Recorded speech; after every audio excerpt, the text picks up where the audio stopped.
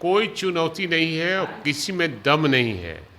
Public सबको नकार चुकी है बीजेपी को, इसलिए जिसको भी बनाना है ये उनके पार्टी का मामला है।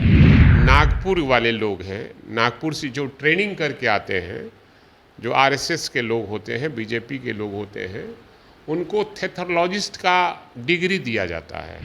लोगों में नफरत पैदा करते हैं और हिंदू मुसलमान की बात करके और नफरत पैदा करके देश को तोड़ना चाहते हैं। नमस्कार, आप न्यूज फाउंडेशन देख रहे हैं। मैं हूं आपके साथ वंदना। बिहार में सरकार बदलते ही बिहार विधानमंडल में विशेष सत्र बुलाया गया है, लेकिन बिहार विधानसभा के कुर्सी को लेकर के तानातानी शुरू है। हमारे साथ बात करने के लिए हैं मुख्य प्रवक्ता राजद के भाई वीरेंद्र।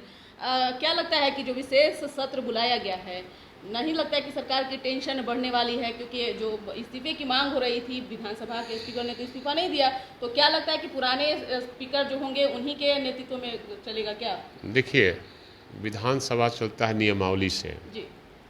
और विधानसभा का एक नियमावली है, उसी नियमावली के तहत उनके खिलाफ में अविश्वास प्रस्ताव दिया गया है और अविश्वास प्रस्ताव हम लोगों ने 10 तारीख को दिया है और 24 तारीख को ख़त्म हो जाएगा। स्वतः अपने आप ख़त्म हो जाए, लाने की कोई ज़रूरत नहीं है। और जिस व्यक्ति पर अविश्वास प्रस्ताव होता है उसको कुर्सी पर बैठने का कोई अधिकार नहीं बनता है।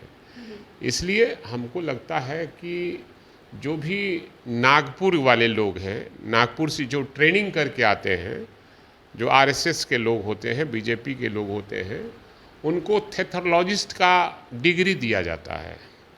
थेथरोलॉजिस्ट, तो ये थेथरोलॉजिस्ट कर रहे हैं लोग, वही थेथरोलॉजिस्ट अभी तो निश्चित रूप से आदमी को मानवता के नाम पर और नैतिकता के नाम पर आदमी को इस्तीफा दे देना चाहिए। बेइज्जती होने के पहले इस्तीफा दे देना चाहिए, लेकिन जो नहीं दे रहा है, तो हम लोग 164 लोग हैं और 164 लोगों ने उनके खिलाफ में अविश्वास प्रस्ताव दिया है, तो अपने आप स्वतः उनकी पद चली जाएगी। लेकिन भाई वीरेंद्र जी, जो प्रक्रिया है, जो नियम है, उसके तहत 2 दिन आपको विशेष लग जाएंगे। ऐसे में आपको 26 तारीख को नए अध्यक्ष मिलेंगे, तो क्या आप लोग वेट करेंगे या जो सत्र है उसकी जो तारीख है वो बढ़ाई जाएगी? देखिए, ये तो नेता, जो हमारे शीर्ष नेता है, नेतृत्व है, वो तय करेगा कि क्या करना। अभी तो 1 दिन का सत्र बुलाया गया है और हम बहुमत साबित करेंगे और बहुमत है ही मेरे पास, साबित क्या करना है, और अध्यक्ष का भी चुनाव करेंगे, उसकी भी डेट तारीख निकल जाएगी। तो अगर नहीं होगा तो फिर आप लोग कैसे देख रहे हैं इसको, इस चुनौती को कैसे देख रहे हैं? अरे नियम से नियमावली है विधानसभा का और उस नियमावली के तहत ही विधानसभा में सब लोग बंधे हुए हैं। न बाहर का संविधान कोई काम करेगा और न बाहर का कोई कानून काम करेगा। विधानसभा का नियमावली बना हुआ है, उसके तहत विधानसभा चलता है, इसलिए उससे ऊपर कोई नहीं है। एक ये भी विपक्ष की तरफ से कहा जा रहा है कि जिस तरह से 20 लाख लोगों को नौकरी देने का वादा सरकार ने किया, लेकिन कल का जो तस्वीर रहा बीते दिन का, वो तस्वीर किसी से छुपी हुई नहीं है। हमको लगता है नहीं, हमको तो लगता है कि वो या तो पढ़े लिखे कम हैं या पढ़ लिख कर भी माने बुर्बक जैसा बात करते हैं।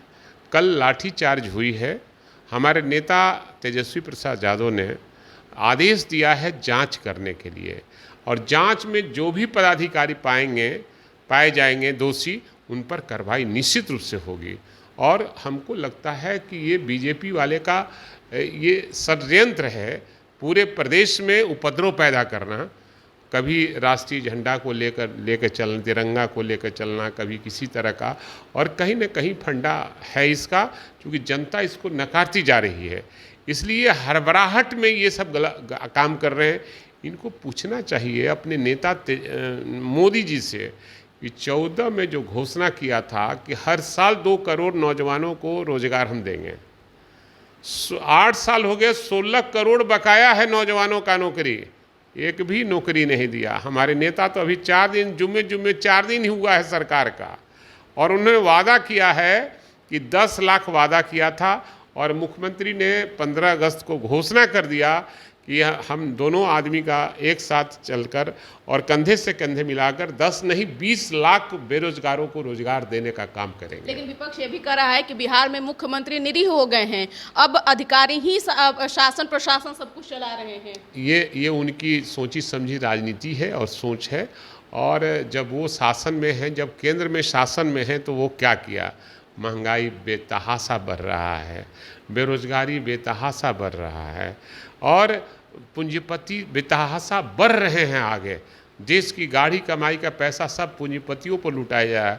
देश आज़ाद तो ज़रूर है, लेकिन आज़ादी का माने आप समझिए कि हम आर्थिक गुलाम होते जा रहे हैं। एक और सवाल है कि बिहार में राजनीति सरगर्मी तेज हो गई है। विष्णुपद में गैर हिंदुओं को प्रवेश करना वर्जित है। ऐसे में मुख्यमंत्री इजराइल मंसूरी को लेकर के गए हैं। विपक्षियों का कहना है कि ये मिली भगत साजिश है, केंद्र की राजनीति करना है मुख्यमंत्री को, वही वो एक संदेश देना चाह रहे हैं। क्या आप क्या चाहते हैं? देखिए, यहाँ बीजेपी का कहीं दाल गलने वाला नहीं है। जो कुछ कर ले पब्लिक है, सब जानती है। बहुत बहुत शुक्रिया। तो आप सुन रहे थे क्या कुछ कह रहे थे राजद के मुख्य प्रवक्ता भाई वीरेंद्र। इस खबरों से इतने ही, बने रहिए न्यूज़ फाउंडेशन के साथ। तब तक के हमारे चैनल को सब्सक्राइब नहीं किए हैं तो कर लीजिए। धन्यवाद।